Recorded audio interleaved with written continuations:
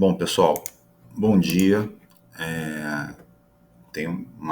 Estamos numa aula síncrona que estava combinada aqui para hoje sobre compliance, a disciplina compliance e governança corporativa. Infelizmente não entrou ninguém, a comunicação foi feita lá pelo AVA.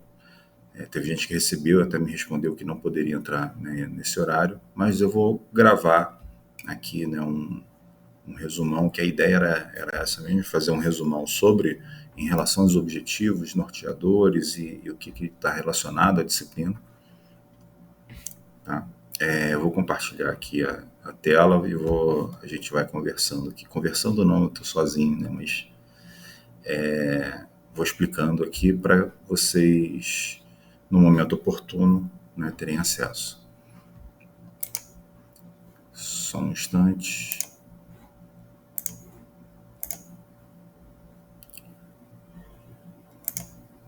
Ok.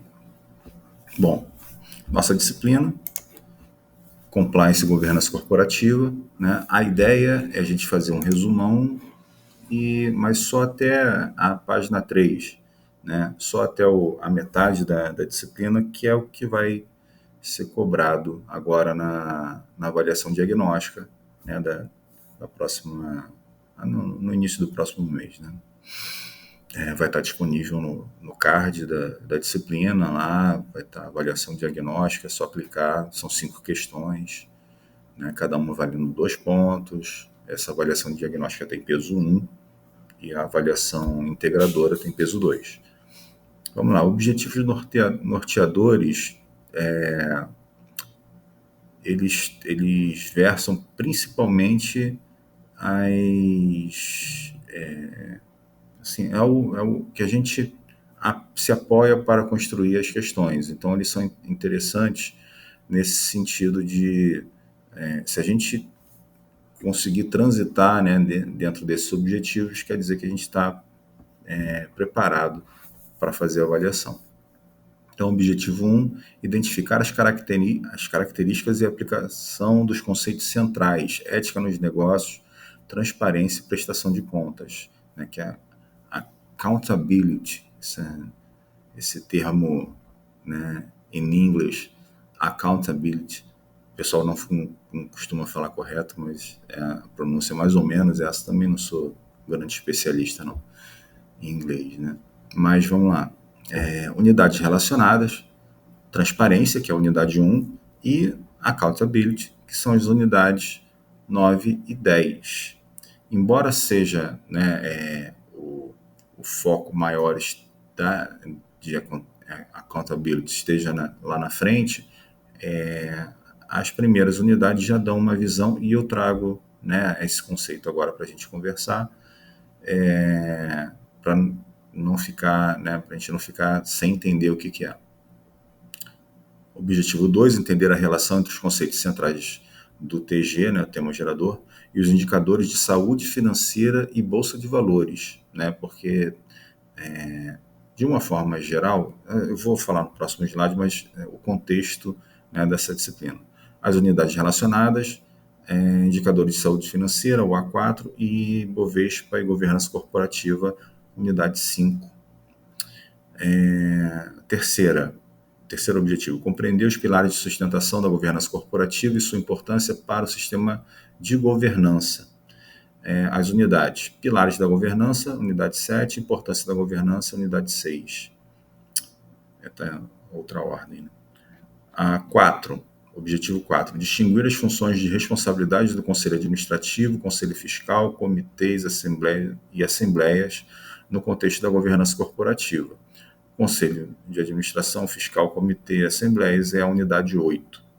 E, por último, o último objetivo, analisar a importância da lei SOX nos procedimentos de prestação de contas e seus impactos na governança corporativa brasileira. Então, a gente tem a SOX, o A11, né, a unidade 11, e governança e accountability, unidade 9, novamente. A ideia geral, deixa eu botar em tela cheia. a ideia geral da disciplina, né? O que é compliance, né? Compliance, governança corporativa. Compliance é ética nos negócios, né? É o uso, são procedimentos para tomadas de decisões de forma ética, transparente, né, nas empresas, na gestão dos negócios. Essa gestão ética, gestão transparente, ela geralmente ela é chamada de governança, tá? Então, governança corporativa quer dizer é uma empresa que tem uns critérios diferenciados de ética nesse processo de gestão, né, organizacional. E isso é importante porque, principalmente quando as empresas são de sociedade anônima, né, tem capital aberto, tem ações na bolsa de valores, é importante essa transparência para o relacionamento com os acionistas, né? Você, qualquer pessoa pode comprar ação de empresas e você vira, né, um acionista, um sócio dessa organização. E é importante que você coloque seu dinheiro, né, numa instituição que seja transparente, que não te engane, né, nos balanços patrimoniais, na divulgação da sua situação financeira. Então a ideia principal é essa. E isso vem se tornando mais, a cobrança, né, em relação a isso vem ficando cada vez maior por causa né, de alguns escândalos. O último que a gente tem por aqui foi o da Lojas Americanas, mas a gente vai passar aqui no slide um outro grande escândalo que teve, que startou aí a lei de SOX, tá? Nos próximos slides. Então vamos lá. Quais são os conceitos centrais? Ética nos negócios, transparência e accountability.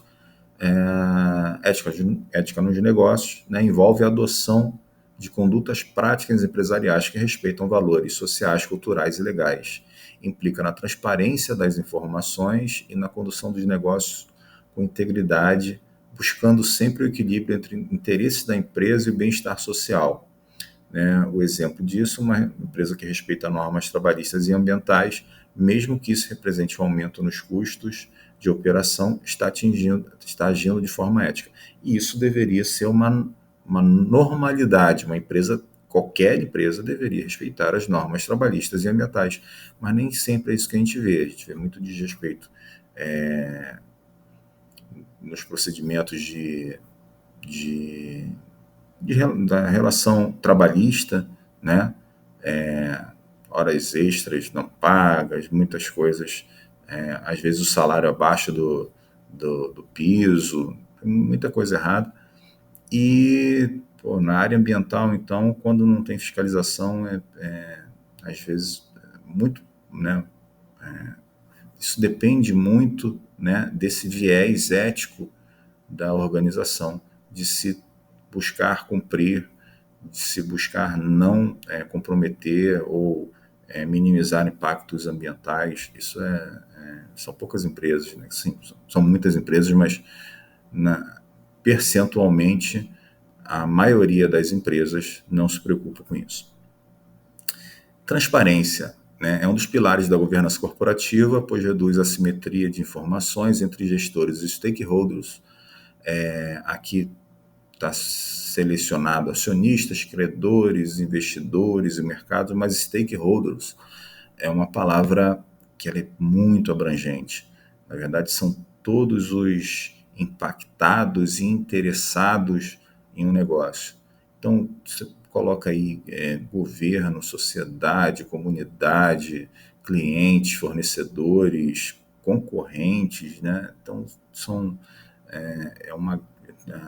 legisladores, é uma gama enorme de atores, né, que podem ser stakeholders de uma organização. A divulgação de informações completas e de forma tempestiva fortalece a confiança do mercado e melhora a percepção da empresa perante os investidores, né? Quando uma empresa é transparente e coloca, né, suas contas de forma disponível, ela ganha credibilidade, né? Você pode investir nessa empresa com um pouco mais de segurança, porque ela está sendo ali, né, correta. E accountability é o conceito, né, o conceito de accountability envolve a obrigação de prestar contas de maneira clara e transparente sobre a conduta dos gestores e a situação econômica e financeira da empresa, uma coisa que não aconteceu, por exemplo, nas lojas americanas e em outros escândalos aí. A própria Petrobras passou também por isso. Inclui a responsabilidade de explicar decisões estratégicas, justificar os resultados e impactos das operações e fornecer informações acessíveis e verificáveis aos stakeholders, né? Então, é mais do que ser transparente, é explicar o porquê das decisões, né? Por que investiu em A, não investiu em B, as ações tomadas, né, as diretrizes e as ações tomadas pela direção da organização, quais foram os motivos, okay? E justificar isso. Práticas de transparência e exemplos práticos, né? Primeiro, divulgação periódica de demonstrações financeiras, né? As empresas devem publicar regularmente seus resultados financeiros, permitindo que investidores e stakeholders acompanhem seu desempenho. As empresas listadas na Bolsa de Valores, elas são obrigadas a prestar essa conta, né? Abrir o seu balanço patrimonial todo ano, né? Fazer o balanço e disponibilizar esse balanço patrimonial todo ano. 2. Comunicação clara sobre riscos e oportunidades, informar de maneira transparente sobre os desafios e possibilidades de crescimento da empresa, né? A ideia é divulgar as estratégias que estão norteando as decisões. 3. Comprometimento em informar o mercado mesmo em situações adversas, né? Manter a comunicação aberta mesmo quando os resultados não são favoráveis. Isso é um compromisso, mesmo quando você tem perdas, mesmo quando você tem prejuízos, é importante você manter essa informação, porque você ganha na confiança, né, do investidor. E às vezes acaba sendo um bom negócio, né, você investir numa empresa que é uma boa empresa, é ética, é transparente, mas não está num bom momento, porque as ações estão mais baixas. E se você tem confiança, né, nesse negócio, você pode investir que a chance de você ter ganhos maiores, lógico que existe um risco maior também, né, mas a chance de ter ganhos maiores é aumentada. Exemplo prático é o caso Enron. A empresa norte-americana sofreu um dos maiores colapsos financeiros da história devido à falta de transparência e manipulação dos dados contábeis. No próximo slide eu vou esmiuçar mais isso aí. Exemplo prático, outro, né? Petrobras, após os escândalos de corrupção, adotou políticas rigorosas de accountability, aumentando a divulgação de suas demonstrações financeiras e operações. Falando um pouquinho do caso Enron, a Enron foi uma das maiores empresas de energia dos Estados Unidos, com sede em Houston, Texas. O escândalo que a envolveu é um dos maiores casos de fraude contábil da história corporativa. O que aconteceu? A Enron usava contabilidade criativa, é o nome que eles deram lá, como as chamadas as SPEs, é isso que está aí escrito, para esconder as dívidas e inflar artificialmente seus lucros. Parecia extremamente lucrativo aos olhos dos investidores, mas era tudo baseado em informações falsas e manipulações contábeis. A auditoria da empresa, feita pela Arthur Andersen, uma das maiores empresas de auditoria do mundo na época, também estava envolvida e omitindo, né, irregularidades. Um colapso. Em 2001, a verdade veio à tona, Enron faliu, perdendo mais de 60 bilhões de dólares em valores de mercado, milhares de funcionários e investidores perderam dinheiro, empregos, aposentadorias, e Arthur Andersen também foi à falência logo depois por causa do escândalo. Arthur Andersen, que deveria, né, auditar essas contas, né, e realmente era famosíssima, talvez a maior empresa de auditoria global. Ela também tinha participações no Brasil. Ela faliu, só que depois os sócios montaram outra, eu não vou lembrar o nome agora, mas montaram outra auditoria que está rodando por aí. Consequências. O caso Enron foi decisivo para a criação da Lei SOX nos Estados Unidos, que aumentou as exigências de transparência e responsabilidade nas demonstrações financeiras das empresas. Né? Aqui tem só uma citação, né, que tem uma crise mais à frente. Né? Outra importante legislação foi criada após a bolha imobiliária de 2008, aconteceu nos Estados Unidos, né, onde houve um problema de crédito imobiliário, mas os bancos estavam concedendo crédito a quem não conseguia, né, pagar, e aí até o momento que a bolha estourou, os Estados Unidos teve uma crise muito, né, mais aguda. Foi até a época que, na época, o presidente Lula falou que chegaria aqui só uma marolinha, e realmente por muito tempo essa crise não afetou tanto o Brasil, né? Ela chegou bem mais tarde, ali mais ou menos em final de 2014, 2015. Vamos lá. Diferença entre transparência e accountability.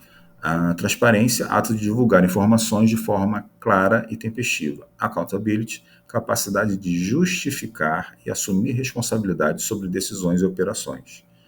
Ok? Uma, eu mostro os resultados de forma clara. A outra, eu justifico por que eu tomei as decisões em cima, né, no período, qual foi a estratégia utilizada. Exemplo prático, né, fictício, uma empresa XYZ enfrenta acusações de subfaturamento em operações de exportação. Ao adotar uma política de transparência, a empresa divulga seus registros financeiros detalhadamente. Além disso, os gestores explicam os motivos das decisões tomadas, assumindo publicamente a responsabilidade pelas consequências. Né? E para terminar aqui, a ética nos negócios, a transparência e a accountability são elementos centrais para o funcionamento de um sistema de governança corporativa saudável. Empresas que adotam esses princípios reduzem riscos, aumentam a confiança dos investidores e melhoram sua importância no mercado. E isso tem reflexos na Bolsa de Valores. Indicadores de saúde financeira e relações com a Bolsa de Valores. Aí tem aqui os principais indicadores, né? Liquidez, que é a capacidade da empresa pagar suas obrigações de curto prazo. Quando você tem, né, um investimento, nós mortais aqui, um investimento com liquidez que é como se fosse uma poupança. Você, a qualquer momento, você pode resgatar, né, seu dinheiro lá. Investimento sem liquidez é aquele que você tem que esperar meses, anos, às vezes. Rentabilidade, retorno gerado sobre os investimentos. Endividamento, proporção de capital próprio e de terceiros usado na empresa. Margem de lucro, porcentagem de lucro em relação às receitas. E giro de ativos, eficiência na utilização dos ativos para gerar receita. Esses são, né, o que é cada um, mas no próximo slide a gente vai ter como é que é a conta, como é que eu faço esse cálculo, né, de liquidez, rentabilidade e tal. Então, tem aqui a fórmula da liquidez, ativo circulante sobre passivo circulante. Tá? Tem um exemplo aqui prático, mostrando a liquidez. A liquidez é de 2, né, o índice 2, isso significa que a empresa tem R$ 2 disponíveis para cada R$ 1 de dívida de curto prazo. Isso é uma boa liquidez, né? A liquidez positiva. Esses termos, né, ativo circulante, passivo circulante, quem já passou por disciplinas de contábeis sabe o que é. Quem ainda não passou, isso está disponível em qualquer balanço patrimonial de qualquer empresa listada na Bolsa de Valores, na B3, por exemplo, na Ibovespa, né? Antiga Ibovespa, B3 agora. Você pode pegar uma dessas empresas, abrir o balanço e vai estar lá tudo discriminado. Rentabilidade. O cálculo é o lucro líquido dividido pelo investimento total vezes 100. Tem um exemplo do cálculo ali, essa rentabilidade está dando 20%, que é uma boa rentabilidade também. Endividamento. O cálculo passivo total sobre o patrimônio líquido vezes 100. O exemplo ali também está dando um endividamento de 80%, ou seja, ainda tem mais patrimônio líquido do que as dívidas, né? Eu tenho 80 mil de dívidas e eu tenho um patrimônio líquido de 100 mil, então eu consigo pagar toda a minha dívida a curto prazo sem quebrar, sem precisar pedir dinheiro emprestado. Margem de lucro, lucro líquido sobre receita total vezes 100. Mesma coisa, lucro de 15 mil, receita de 100 mil, eu tenho uma margem de lucro de 15%, né, da empresa. E giro de ativos, receita líquida sobre ativo total. O giro de ativos é para identificar quantas vezes gira o capital que eu investi, né? Por exemplo, tive uma receita líquida de 200 mil e os meus ativos totais são de 400 mil, então eu ganhei metade do valor dos meus ativos. Eu investi em toda a estrutura da minha organização 400 mil e eu tenho ali 200 mil de lucro. Receita líquida, né? Lucro não, lucro é outro conceito. Aqui é a mesma coisa, tá, gente? Se quiser dar uma pausa aí, mas é a mesma coisa, só que está explicado aqui numa tabela. E, bom, até a avaliação diagnóstica, a gente vai até esse ponto que fechamos agora, tá? Essa segunda parte aqui são as outras unidades que vão ser abordadas no total, né? Na avaliação integradora serão abordadas essas unidades que a gente comentou aqui, mais as outras que eu vou falar na próxima aula síncrona, depois da avaliação diagnóstica. Bom, gente, deixa eu fechar aqui. Espero que tenha clarificado um pouco, né, a ideia aqui foi essa.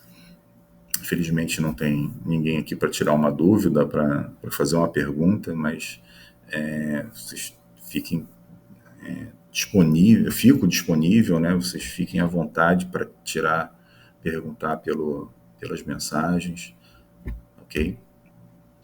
E é isso. Agradeço aí a todos. Abraço.